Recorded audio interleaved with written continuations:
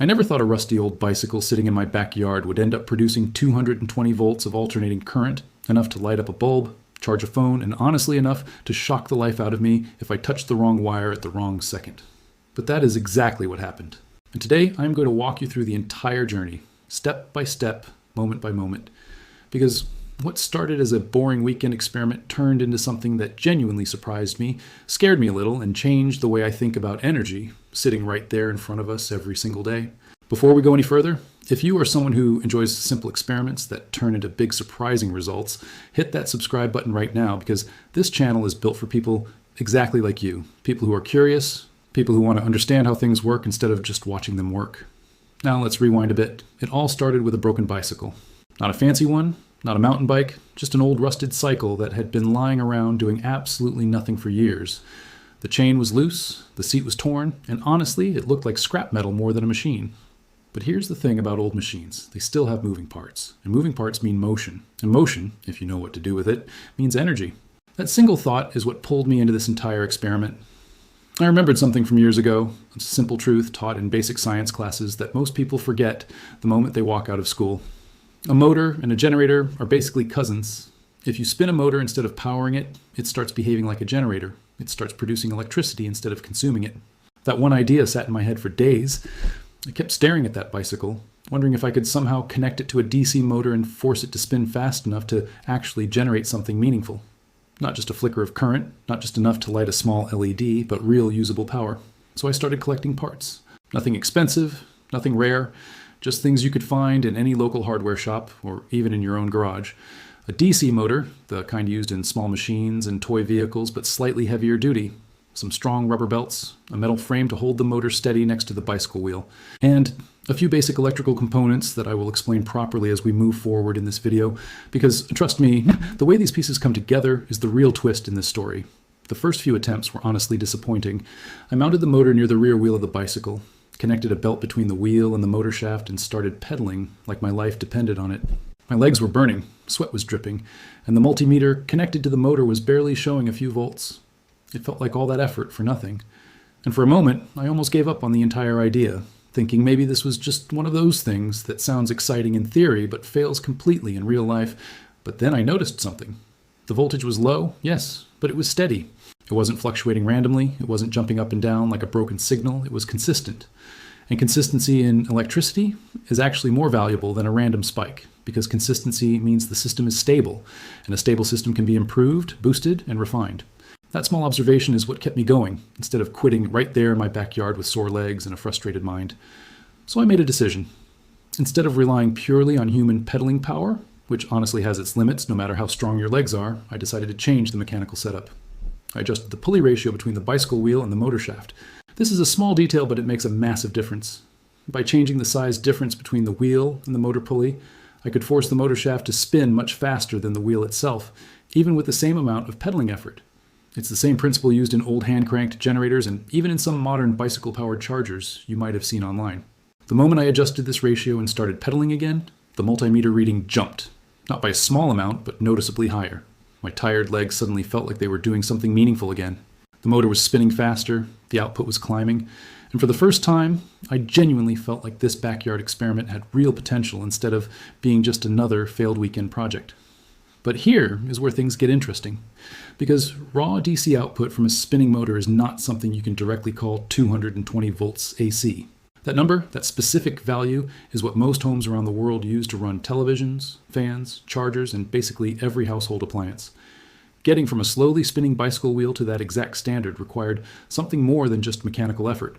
It required electronics. It required converting low voltage direct current into high voltage alternating current safely and reliably. And that is exactly the part of this story that surprised me the most, because the tool that made this possible wasn't some expensive laboratory equipment. It was something small, something almost every electronics hobbyist already knows about, and something that completely changed the direction of this experiment. I'm going to explain exactly what that component is, how I connected it, and what happened the very first time I tested the full setup together in the next part of this video. Because, trust me, the results were not just interesting, they were genuinely shocking in more ways than one. All right, continuing right where we left off. That small component I mentioned is called an inverter circuit. Now don't let that word scare you, because at its core, an inverter does something fairly simple. takes low voltage direct current, the kind of current coming out of a battery, or in this case, out of our spinning bicycle motor, and it converts it into alternating current at a much higher voltage. This is the exact same technology used in solar power systems, in UPS backup devices, and in portable power stations that people use during power cuts. The difference here was that instead of a solar panel or a battery bank feeding the inverter, I was feeding it with raw mechanical energy coming straight from human pedaling power. I picked up a small step-up inverter module, the kind designed to take a low DC input and push out a higher AC output. These modules are widely available, inexpensive, and surprisingly powerful for their size. But before connecting it directly to the motor, I knew I had to be careful, because the output from my spinning bicycle setup was not perfectly smooth. It had ripples, small fluctuations, spikes here and there depending on how fast or how unevenly I was pedaling. Feeding that kind of unstable current directly into sensitive electronics is a fast way to fry a circuit board. And I definitely did not want to destroy the one component that could make this entire project work. So I added a buffer stage between the motor and the inverter. This included a rectifier to smooth out any irregularities, a few capacitors to stabilize the flow, and a basic voltage regulator to keep things within a safe operating range before the current even reached the inverter. It sounds technical when you say it out loud, but honestly, wiring it together took less time than fixing the bicycle chain did. Most of these parts click together with simple soldering or even screw terminals. No advanced engineering degree required. Once everything was connected, I stood there for a moment just staring at the setup. A bicycle, a motor, a tangle of wires, a small circuit board, all resting on a wooden table in my backyard. It looked more like a science fair project than something that could actually power real household devices. Part of me was excited. Part of me was nervous, and if I am being completely honest, part of me expected it to fail again, just like those very first attempts. I climbed onto the bicycle, gripped the handles, and started pedaling at a steady pace. Not too fast, not too slow, just a comfortable rhythm similar to a casual bike ride down the street. The motor began to spin, the multimeter connected before the inverter showed a steady, low-voltage DC reading, exactly what I expected at that stage. But the real test was what would happen on the other side of that inverter module.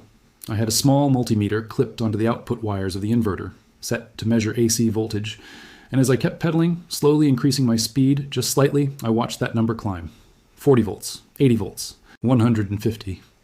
My heart was pounding at this point, not from the physical effort of pedaling, but from pure anticipation. And then, almost like a movie moment, the display settled and held steady right around 220 volts alternating current, the exact standard voltage used to power homes in most parts of the world outside North America. For a few seconds, I just sat there on that bicycle, legs still moving out of habit, completely stunned.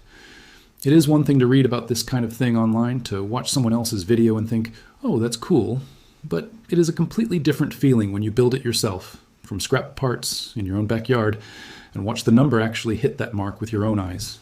This wasn't a scripted demonstration. This wasn't a lab with perfect conditions. This was an old broken bicycle and a repurposed DC motor producing real household level voltage through nothing but human effort and a clever bit of electronics. Of course, producing the voltage is only half the story. The real test was whether this setup could actually power something. So I connected a small LED bulb, the kind rated for standard AC household use, to the output of the inverter. I started pedaling again, and the moment my speed reached that same steady rhythm, the bulb flickered once and then lit up fully, glowing bright and steady in the evening light of my backyard. It wasn't dim, it wasn't flickering randomly. It was a proper, stable glow, exactly like plugging it into a wall socket back home. I sat there pedaling, watching that little bulb glow, powered entirely by my own legs, an old bicycle, and a motor that was never even designed to generate electricity in the first place. It made me think about how much untapped potential exists in the ordinary things around us. Machines we throw away, parts we consider useless, motion we waste every single day without ever capturing it. But here is where I need to be completely honest with you, because this video is not about pretending this is some magical free energy device. There's no such thing. Every bit of that electricity came from my own physical effort. Pedaling a bicycle continuously to generate meaningful power is exhausting, and there's no way around that basic law of physics. Energy has to come from somewhere, and in this case, it was coming directly from my muscles, converted through mechanical motion into electrical current. I also need to mention something important about safety, because 220 volts alternating current is not something to take lightly. Even though the source was a bicycle and a small motor, the output at that stage was just as dangerous as the electricity coming out of your wall socket. I made sure to properly insulate every wire, use rated connectors, and avoid touching any exposed metal parts while the system was active. This is not a project you casually throw together without understanding the risks involved. And I will talk more about exactly what precautions matter most in the final part of this video. What struck me most after this successful test wasn't just the technical achievement, it was the bigger picture it revealed. Somewhere between that rusty old bicycle and this glowing LED bulb was a lesson about how energy really works, about how much of it surrounds us in forms we usually ignore, and about what becomes possible when you combine a bit of curiosity with a bit of stubborn persistence.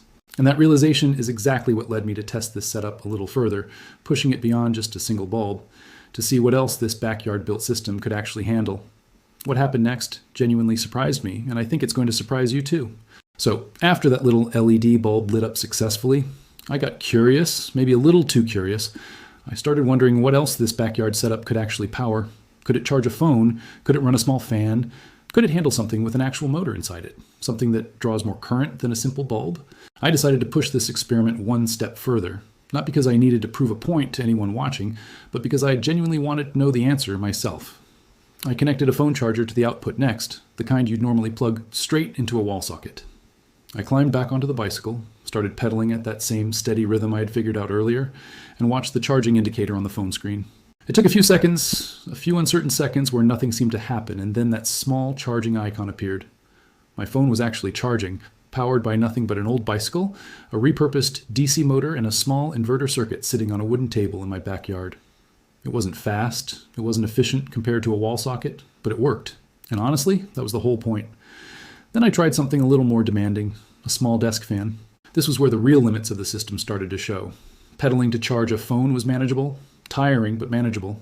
Pedaling to keep a small fan spinning at a decent speed required significantly more effort, a faster, more consistent rhythm that left my legs burning within just a couple of minutes. The fan did run, the blades did spin, but it made something very clear to me.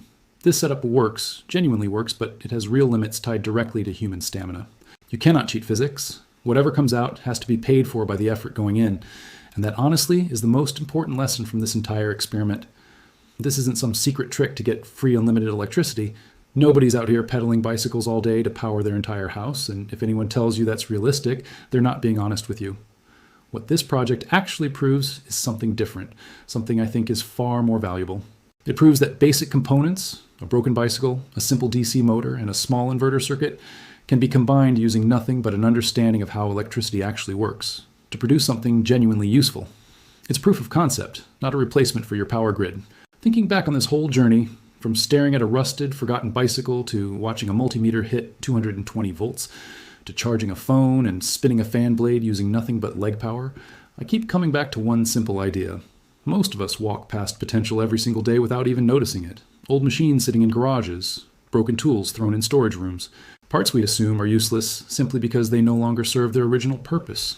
But energy doesn't care about original purpose. Motion is motion. A spinning wheel is a spinning wheel, whether it's attached to a bicycle built for riding down the street, or repurposed into something that generates real electricity. I also want to be completely honest about something else, because I think it matters.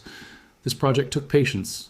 It took several failed attempts before that first successful voltage reading. It took adjusting pulley ratios, testing different components, and yes, it took a fair amount of sore legs and frustrated moments where I genuinely considered giving up. Nothing about this was instant. Nothing about this was a lucky first try. If you ever decide to attempt something similar yourself, go in expecting some trial and error, because that's simply part of how real experiments work. The version you saw in this video is the result of failures you didn't see, adjustments that happened off camera, small tweaks that eventually added up to something that actually worked. There's also something deeply satisfying about building something with your own hands that most people would assume is impossible using basic materials. We live in a world where so much of our technology feels like a black box, complicated systems we use every day without any real understanding of how they function. This project stripped all of that away. No fancy factory equipment, no expensive lab tools, just an old bicycle, a motor, some wires, and a genuine willingness to learn and experiment. And at the end of it, real electricity, real voltage, a real glowing bulb, a real charging phone. That kind of hands-on understanding is something no amount of reading or watching other people's videos can fully replace. If there's one thing I hope you take away from this video, it's not just the technical details of pulley ratios or inverter circuits or voltage regulators, even though I've explained those as clearly as I could. It's the mindset behind the whole thing. Curiosity paired with persistence can turn something as ordinary as a broken bicycle into a working demonstration of real electrical engineering principles. You don't need a laboratory. You don't need expensive equipment. You need a genuine question in your mind. a willingness to fail a few times, and the patience to keep adjusting until something finally works. Now I want to hear from you, because this channel genuinely grows through conversations with people watching these videos, not just views and numbers. Have you ever built something out of old, broken, or forgotten parts that actually surprised you with how well it worked? Maybe it wasn't electricity, maybe it was something mechanical, something completely different. But that same feeling of turning junk into something useful, I know a lot of you have experienced that. Drop a comment below and tell me about it, because I genuinely read through these, and some of the best future video ideas on this channel have come directly from things you've shared in the comments section. And if this video taught you something new, if it made you look at that old bicycle sitting in your garage a little differently, do me a favor and share it with someone who would find this just as fascinating as you did. Maybe a friend who's into electronics, maybe someone who loves DIY projects, maybe just someone who needs a reminder that curiosity and a bit of stubbornness can lead to genuinely surprising results. Sharing this video helps this channel reach more people who care about this kind of content, and it directly helps me keep making videos like this one. If you haven't subscribed yet, now is the perfect time, because this channel is built entirely around this kind of hands-on, honest exploration. No exaggerated claims, no fake numbers, just real experiments, real results, and real lessons learned along the way. Hit that subscribe button, turn on notifications if you don't want to miss what's coming next, and I promise you, the next project is going to be just as interesting as this one, maybe even more surprising. Thank you for sticking with me through this entire journey, from a rusty, forgotten bicycle to 220 volts of real alternating current. I'll see you in the next video.